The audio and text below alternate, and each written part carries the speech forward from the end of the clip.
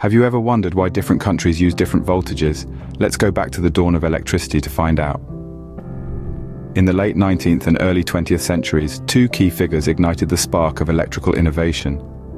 On one side, we had the genius inventor Nikola Tesla, who favored a system of 240 volts in alternating current or AC power generation. Now, alternating current is the type of electricity that changes direction periodically, hence the term alternating. On the other side of the aisle, we had the renowned inventor and business mogul, Thomas Edison. Edison championed a 110-volt direct current, or DC system. Direct current, in contrast, flows in a single direction, and is the type of electricity you'd find in a battery, for instance. This period of invention was marked by intense rivalry, as Tesla and Edison's differing systems vied for supremacy. The outcome of this contest, this war of the currents, as it's often called, had far-reaching implications. These two systems set the stage for the voltage differences we see around the world today. Now let's cross the Atlantic to Europe, where another key decision was being made. Over in Germany, a company by the name of AEG was making waves in the world of electricity.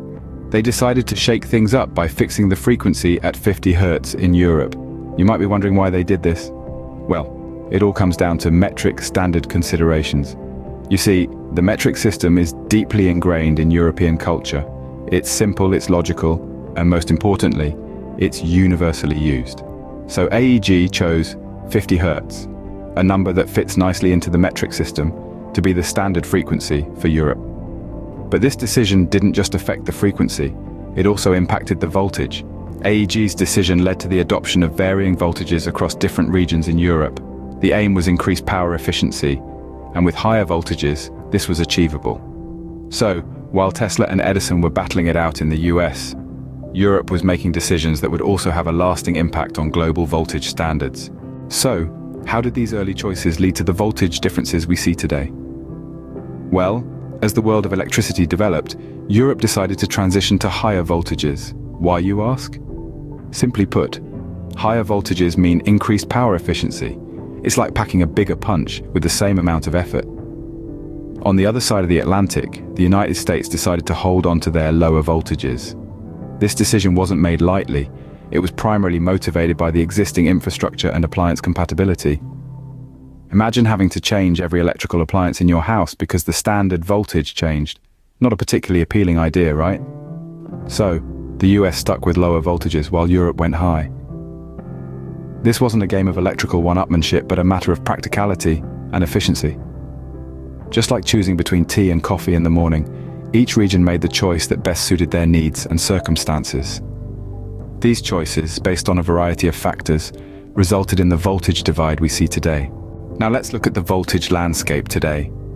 We live in a world where different regions use differing voltages, with countries such as the United States using 100 to 127 volts, while others, like those in Europe, run on 220 to 240 volts. This disparity in voltages has led to unique challenges. For instance, when traveling internationally, you might need a converter to ensure your devices function correctly. It's not just about the plug fitting into the outlet. The voltage matters too, but these challenges have also driven innovation. Manufacturers now produce multi-voltage appliances and universal power adapters, making it easier for us to plug in and power up no matter where we are in the world. And solutions continue to evolve. Renewable energy sources like solar panels and wind turbines are pushing us towards a more unified voltage standard, as they often generate electricity at a consistent voltage regardless of the region. So, the next time you plug in an appliance, remember the history and the choices that led to the voltage in your outlet.